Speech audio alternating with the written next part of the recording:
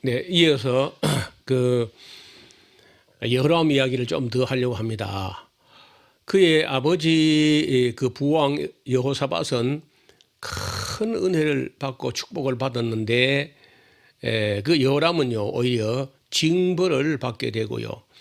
블레셋 사람과 아라비아 사람들이 유다 땅을 침노해서 왕궁의 모든 재물을 약탈해 가기도 하고 왕의 아내나 왕의 그 자식들까지 막 잡아가고 이런 일이 벌어집니다. 그리고 남은 사람들은 막내 아들 여호아하스 하나 있어요. 여호아하스가 다른 이름으로는 아하시아입니다. 또한 여호람 자신은 하나님께서 치셨다고 하는데 그 치신 게 지난번에 말씀드린 대로 그 창자가 이렇게 항문으로 대변과 함께 내려오는 그런 탈홍 같은 그런 병을 알아가지고 창자에 병이 들어가지고 한 2년간 고생만 하다가 죽었죠. 그는 병석에 있을 때 그 역시 또 그 아들 아하시아, 여호아하스라는 아하시아가 정치를 하기 시작하는데 여호람이 죽었을 때 그의 죽음을 아무도 애석해 하는 사람이 없었다. 아끼는 자 없이 죽었다고 되어 있습니다. 또 다른 유다 왕들처럼 그 왕의 무덤에 장사되지도 못했다고 역대하서 21장 20절에 그렇게 기록하고 있어요. 여호람이 죽은 후에 그의 아들 아하시아가 뒤를 이었는데 그 아하시아는 제대로 정치도 못 해보고 북쪽 왕국의 여호람 왕이 전쟁을 벌였어요. 아람 나라하고. 왜 전쟁을 벌였냐면 자기 아버지 때 그 아합 때 전쟁을 해가지고 빼앗지 못했던 아합이 죽어버리기 때문에 그 길라 라못을 되찾기 위해서 전쟁을 일으켰는데 그 전쟁에서 부상을 당해요. 여호람이. 그러니까 이제 전쟁은 휴전이 돼 버리고 이 여호람 왕이 이스라엘을 돌아왔는데 그때 예후라는 사람이 그 엘리사가 신학생 하나 보내가지고 그 당시에 군대 장관이었는지 그냥 장군이었는지 어떻든 예후라는 아주 독한 사람인데 이 사람 머리에 기름을 부어가지고 쿠데타가 일어나요. 이 쿠데타에 의해 가지고 그 여호람이 죽게 되는데 그날에 그 여호람이 부상당해 가지고 그 치료받기 위해서 이스라엘로 돌아왔을 때 그때 이제 하나님께서는 엘리사를 통해 가지고 여호사밧의 아들 손자 님시의 손자 여호사밧의 아들 예후라는 사람에게 머리에 기름을 부어서 이스라엘 왕을 삼으라 했는데 그 이스라엘 왕을 삼는 절차가 성대하게 대화식을 한 게 아니고 신학생 하나 불러가지고 너 이리 와봐. 이리 와봐. 너 말이야 가서 그 물소 뿔에다가 이 잔에다가 기름을 올리브 기름을 반병만 이거 부어 와라. 그래가지고 이제 부어 왔어요. 가면 말이야 아람 나라하고 전쟁하다가 전장이 지금 휴전이 돼가지고 소강 상태에 있는데 거기 가면은 장군들이 심심하고 무료하고 하니까 거기 아마 게임하고 놀고 있을 거다. 너는 가가지고 장관이여 드릴 말씀이 있습니다 해봐. 그럼 한 놈이 나올 거야. 그럼 그를 장막으로 데려가가지고 그 머리에 이렇게 기름을 부어서 부으면서 말하기를 여호와께서 당신 머리에 기름을 부어서 이스라엘 왕을 삼는 거요. 당신은 일어나서 아합의 집을 치시오. 이렇게 하고 질문도 받지 말고 뒤도 돌아보지 말고 그냥 걸어만 나를 살려 도망가. 알았어 가봐. 그래 이제 신학생이 가가지고 몇 학년쯤 됐는지 모르겠는데 그 전쟁터 가니까 전쟁하다가 뭐 휴전이니까 무료하고 지루하고 따분하잖아요. 그래서 뭐 게임하고 놀고 있는데 장관이여 드릴 말씀이 있습니다. 하니까 야 인마 여기 우리가 여럿인데 누구 보고 하는 사람이야. 똑바로 말해봐 자식아. 장관이 당신 보고 하는 말입니다. 알아서 인마. 그래 예후가 줄렁줄렁 오는 거예요. 그래서 장막으로 인도해가지고 예후 머리에다가 기름을 갑자기 들어보면서 여호와께서 당신 머리에 기름 부어가지고 이스라엘 왕으로 삼는 거요. 당신 일어나서 아합의 집을 치세요 하고는 뭐 질문도 안 받고 그냥 그러면 날살 도망가는 거예요. 그리고 예후가 이래가지고 이런 미친놈하고는 하면서 머리에 이 기름이 이리 흐르는 걸 닦아가면서 나오니까 다른 장군들이 말하기를 그 미친놈이 뭐하러 왔어? 뭐하러 온 거야? 뭐 다 아는 거 아니냐고. 알기는 뭐라 우리 몰라요. 그 자식이 내 머리에 기름을 보면서 나보고 이스라엘 왕이라 하고 그거 아합의 집을 치라는구먼. 그랬더니요 그 장군들이 깜짝 놀라면서 마치 준비나 딱 하고 있던 것처럼 다 겉옷을 펴가지고 마당에 쫙 펴면서 다 넙죽 엎드려 예후에게 절하면서 예후는 왕이다. 예후 만세. 그냥 왕이 됐어요. 지금 북왕국의 여호람 왕이 전쟁하다 부상당해가지고 이스라엘 평지 저쪽 건너편에 치료하고 있고 왕이 있는데 하나님께서 또 예후라는 왕을 또 세운 거야. 그러면 이제 한판 또 성부를 가려야죠.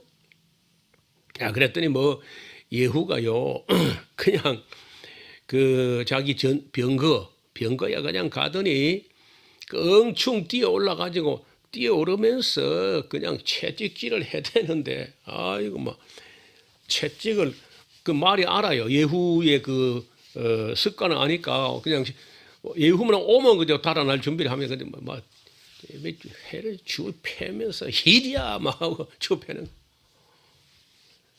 막 그러니까 말에 달려있던 병거가 막 껑충 뛰면서 막 덜덜거리면서 달아나는데 먼지를 빠얗게 일으키고 그리고 이제 그 여호람 왕을 잡으러 갑니다. 그런데 그 누가 봐도 알아요. 마차 모는 걸 보면 마차를 미치게 몰면은 그 예후인 거야. 여러분 보면요 요즘도 자동차를 뭐 어떻게 미치게 모는 사람도 있죠. 저는 그때도요 마차나 병거를 몰아도 그 성질대로 몰고 가. 뭐 예후라는 사람도 아주 뭐 그 못돼 먹은 사람이 하여튼. 근데 그런 못되고 악한 사람도 때로는 써먹을 때가 있다니까. 그럴 때 그 이스라엘 평지 건너편에서 상처받은 걸로 치료한다고 이렇게 있을 때 마침 또 남쪽 왕 아하시아가 문병을 왔고 해요.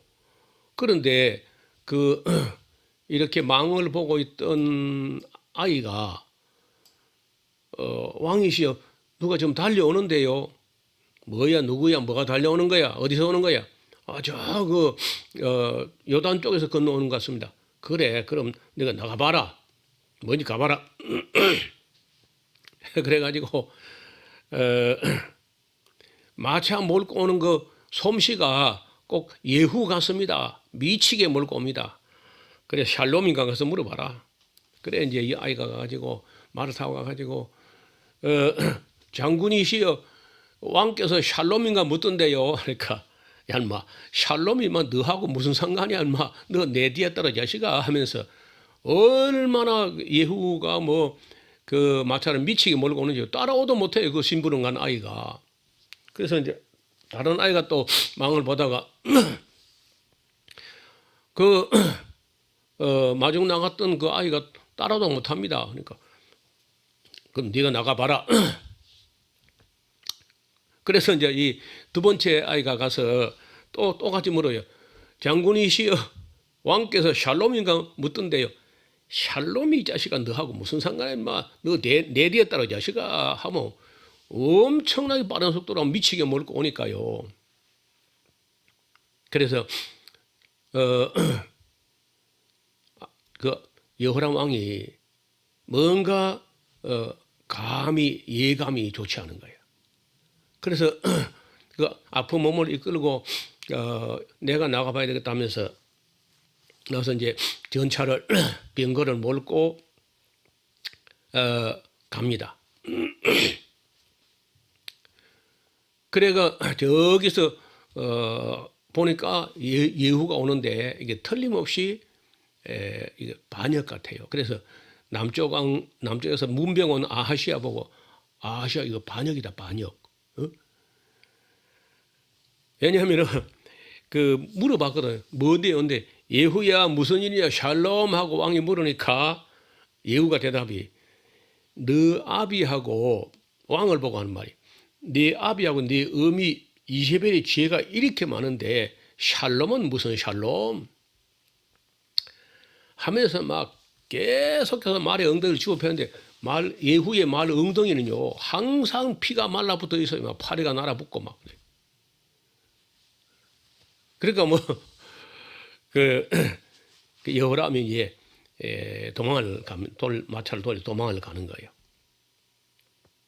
그리고 아하시아도 도망을 가. 아하시아는 먼저 도망가고 있고 그다음에 여호람이 도망가고 그 뒤에 예후가 미치게 몰고 따라가고 그 뒤에 또 심부름 같은 신하 둘이 또그 다섯이 맨 앞에 아하시아, 여호람 그리고 이제 예후 그 뒤에 심부름 같은 아이 둘이 이스라엘 평지에 막 마차 5대가 막 근데 그중에 제일 빠른 게 한가운데 있는 예후께 제일 빠른 거예요.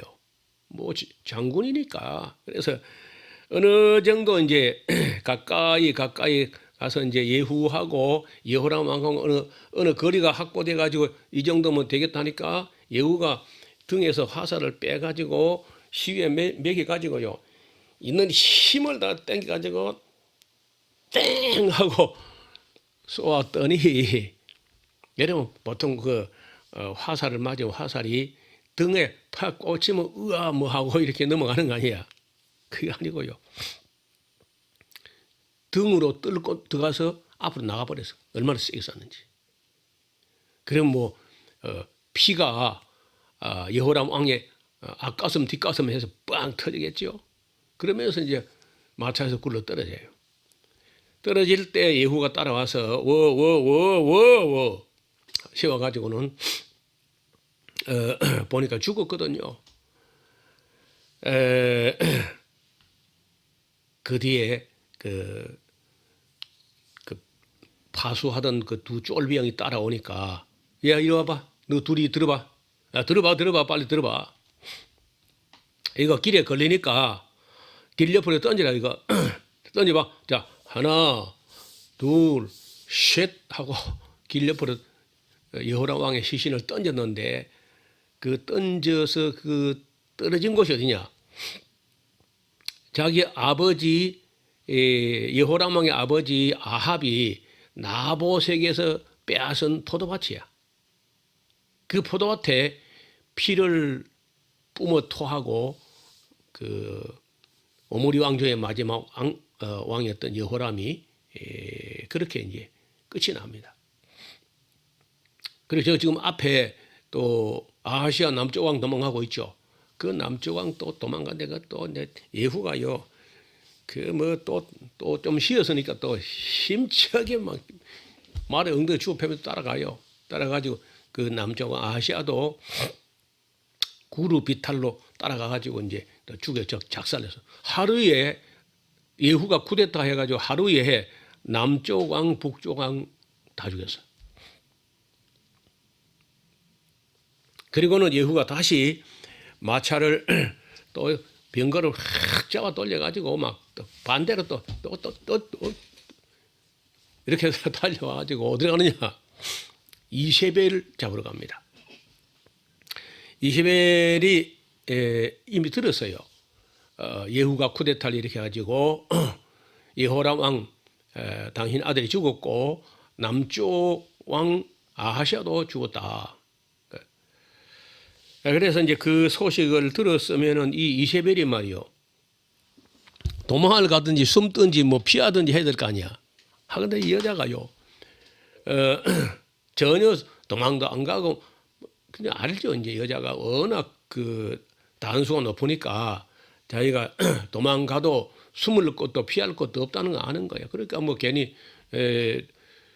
고생하고 달아나다 죽는 것보다 뭐 그냥 가만히 앉아있다 죽는 게 낫지.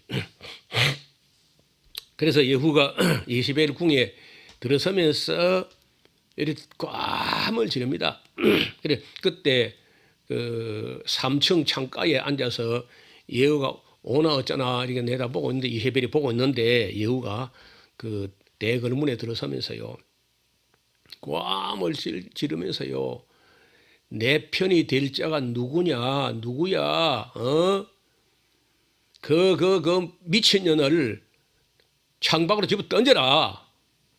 근데 그때 이세벨이 뭐하고 서느냐 이봐요. 지금 예후가 자기를 잡으러 오는데 참승 창가에 앉아서요 눈썹 요 그리고 있어요. 이렇게 지금 죽을 판인데 눈썹 그리고 있는 거예요. 그 예후가 와서 고함을 지르는데도 그 이세벨이 뭐라 하느냐 주인을 죽인 너 시므리 샬롬 그러면서 도망도 안 가고요 눈도 깜짝 안 해요. 그러니까 그 신하들이 볼 때 이미 게임이 끝났거든요. 그래서 그렇게 맨날 벌벌 떨고 섬기던 신하들이 그 이세벨을 잡아먹고 가지고 참 3층에서 창문 밖으로 자 하나 둘 셋 하고 던졌다. 예후가 이제 하루에 3마리 잡았죠. 북왕국의 여호람, 남쪽왕 아하시야, 그리고 그 꼬리가 9개 달린 불레우 같은 그 이세벨 3마리 잡았기 때문에 목이 마른 거예요. 그 예후가 가서요 벌컥 이렇게 목을 축이고는 에이 그거 또 왕녀라고 젠장 또 장례식을 또 해야 되는가 보다 하면서 내려와 보니까 얼마나 그때 뭐 가물음이 들고 어렵고 그래 했던지 개들이요 그 유기견 같은 그런 개들이 굶어가지고 배고프다가 피 냄새가 나니까 온 동네 개가 와가지고 그 이세벨 떨어져 죽은 시체를 다 물어 뜯어 먹어버리고 머리 해골하고 발목하고 이게 왔다 갔다 하는 거예요. 여러분 이런 이 무시무시한 그 쿠데타 이야기가 성경에 있습니다. 여러분 읽을 때 그런 잘 안 보이죠? 그러니까 그 실제로 어떤 일이 일어났었는지 그 팩트를 읽어내야 돼요. 그래서 스토리텔링을 할 수 있도록 성경을 창세기부터 계시록까지 이렇게 다 저처럼 이야기할 수 있도록 사실 파악을 한 후에 해석은 그 다음이야. 그런 사실 파악도 스토리텔링도 안 해보고 해석부터 하니까 엉터리 해석이 나오는 거예요. 저는 언제나 기본이 사실 파악, 역사적 해석, 그 다음에 실천적 해석. 그러니까 그렇게 해석을 했으니 우리가 어떻게 해야 될 것인가 하는 것을 확실하게 하는 그런 해석으로 합니다. 자, 그리고는 그 예후가 다시 사자를 보내가지고 아합 왕의 그 아들을 맡아서 기르고 교육하는 그런 학자들이 있는 곳에다가 보내요. 보내면서 뭐라 하느냐? 편지를 쓰기를 예후가 편지를 쓰기를 너희 주 너희 왕 여호람이 죽어서 이겼더라. 그러니까 남아있는 아합의 아들 중에 가장 착하고 정직하고 어질고 진실한 자를 너희 왕으로 세우고 너희 왕을 위해서 힘써 싸우라. 나도 내 나름대로 힘써 싸워보겠다. 이렇게 보냈더니 그 학자들이 그걸 받아보고 어이구야 뭐 남조강 북조강 두 왕이 예후를 당하지 못했는데 우리가 무슨 힘을 가지고 학자들이 칼도 없는데 예후하고 맞서겠나 말이야. 그거 어떡할래? 편지를 보내자.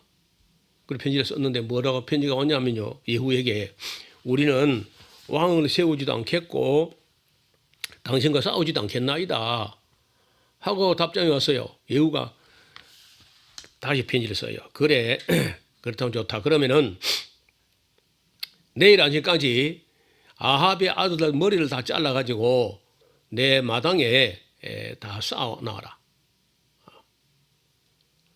그래서 편지가 도착하니까 그 아합 왕의 왕자가 70명이나 됐는데 그 70명의 아들들 머리를 다 잘라가지고 자고 나서 보니까 예후 마당에 깨진 수박 무더기처럼 두 무더기로 한 무더기 하고 또 한 무더기 그러니까 피가 한간하게 고여 있는 거예요.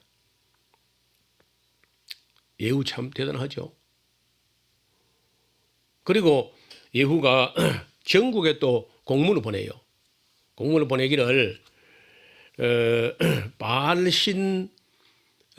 바알신의 신전에 섬기는 제사장들하고 바알신의 예언자 이런 사람들이 전부 편지를 공문을 보내가지고 아합은 바알을 조금 섬겼지 나는 억수로 많이 섬긴다. 그러니까 바알신을 위한 축제 부흥회를 할 테니까 한 사람도 빠짐없이 다 모이라. 그래서 이제 장소 일자를 다 정해가지고 보냈어요. 그래서 어느 날 다 모여왔습니다. 예후가 한 큰 홀에 바알 신전 홀에다가 그 바알 선지자 바알 제사장을 다 다 앉혀놓고 일장 연설을 해요. 아합은 바알을 조금 섬겼지 나는 억수로 많이 섬긴다. 그러니까 말이야 이 중에 바알을 섬기는 사람만 여기 있어야지 여호와를 섬기는 한 놈이라도 있으면 찾아내. 있나 없나? 있는 거야 없는 거야? 누구야? 해가지고 바알 선지자만 거기 남게 하고 여호와를 섬기는 자는 한 놈도 거기 못 있게 쫓아내요. 그래 놓고는 밖에 나와가지고 자기 군사들에게 내 말 잘 들으라. 너희들은 말이야 지금 이 건물 안에 있는 바알 선지자 바알 제사장을 다 죽이는데 한 놈이라도 만약에 놓치면은 놓친 사람은 자기 생명으로 놓친 사람 생명 대신 알았나 실시 해가지고 그 집에다 불을 싸지를 놓고 동막 나온 사람 다 쳐 죽여서 하루아침에 바알 선지자 바알 제사장 다 작살을 해버려. 예후 정말 솜씨 있죠. 그러니까 악한 사람도요 악한 날에 써먹을 때 있다니까. 그래 하고 나니까 하나님께서 예후에게 그게 지금 엘리사 때 하던 일입니다. 예후에게 하나님께서 말씀하시기를 잘했다 예후야. 너 모처럼 내 속을 시원하게 했기 때문에 너 말고 네 뒤를 이어서 이스라엘 왕을 4대까지 이어가겠다. 그럼 너까지 5명이 돼. 그러면 예후, 아하스, 요아스, 여로보암 2세, 스가랴까지. 그래서 이 왕조를 우리가 오므리 왕조를 처단하고 일어난 예후 왕조라고 합니다. 예후 왕조. 이 예후 왕조의 말기에 가서 보면은 참 아니 그래 오므리 왕조 아합 왕조가 바알신을 섬기고 악을 행을 봤으면은 이 예후 왕조는 그 오므리 왕조를 처단하고 심판하고 일어난 새로운 왕조라면은 그 짓 안 해야 될 거 아니에요.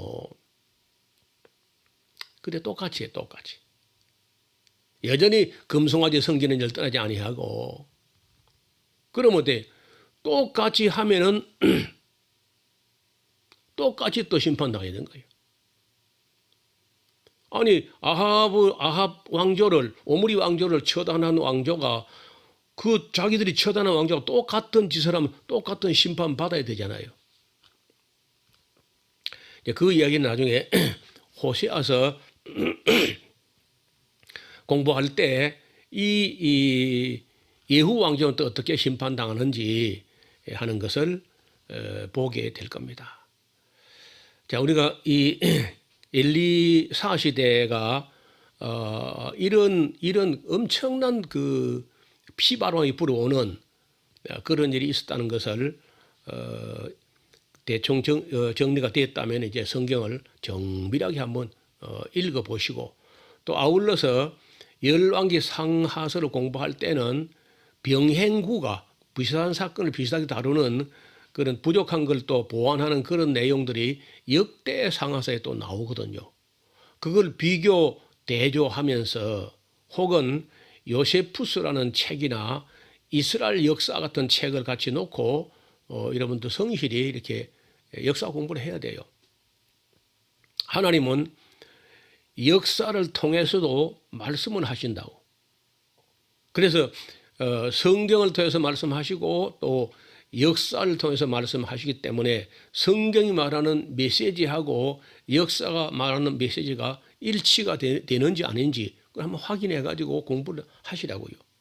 그러면 이제 설교도 역사 설교를 하게 되고 해석도 역사적 해석, 또 실천적 해석, 실제적 해석 이런 해석으로 바른 해석이 나온다는 거죠. 아이고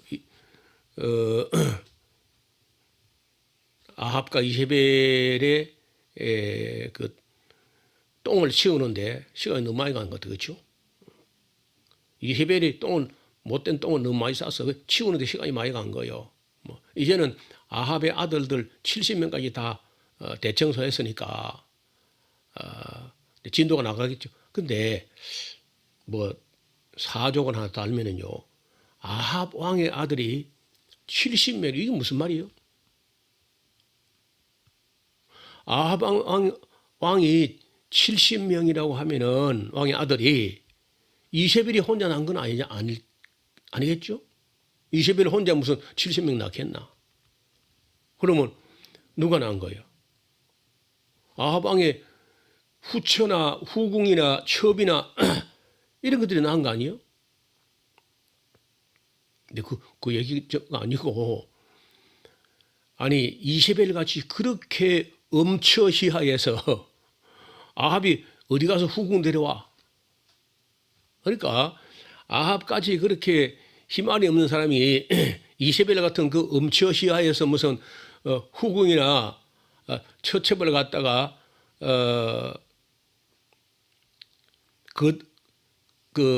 거들며 온 게 아니고 제가 볼 때는요. 이세벨이라는 여자가 아합이 좋아할 만한 여자들 갖다가 불러 모아다가 아합의 이불 밑에 넣어준 거야. 그래 안 하고야 그 이세벨같이 독한 여자 밑에서 어떻게 아합 같은 그런 어리석은 그 시원찮은 사람이 후궁을 다 거느려 하겠어요. 그러니까 이세벨이 왕의 울타리, 아합 왕의 울타리에 왕자들이 꽉 둘러 있게 하기 위해서 여자로서 그 후궁에 대한 어떤 시기, 질투심 이런 거 다 내려놓고 여자들 갖다 얻어다가 아합에게다가 계속 제공해가지고 70명의 왕자들 얻어내가지고 그걸 가지고 그 자기 권력의 울타리를 삼으려고 했던 거 아니냐는 거예요, 이게. 그러니까 우리가요, 이세벨 같은 여자는 그 생각하는 게 우리 상상을 넘어서는 거예요. 그래서 역사를 볼 때 그 좀 깊이 있게 생각을 이 백들을 체크해 가지고 실제로 무슨 일이 어떻게 일어났는지를 한번 생각해 보시라고. 그러면 아마 저 이야기가 좀 더 실감이 나지 않겠나 그런 생각을 합니다. 오늘은 일단 3마리 잡았으니까 여호람, 아하시야, 이세벨까지 잡았어요. 그래서 좀 쉬어야 되겠죠. 오늘 여기서 인사드리고 또 다음 시간에 만나길 바랍니다. 감사합니다.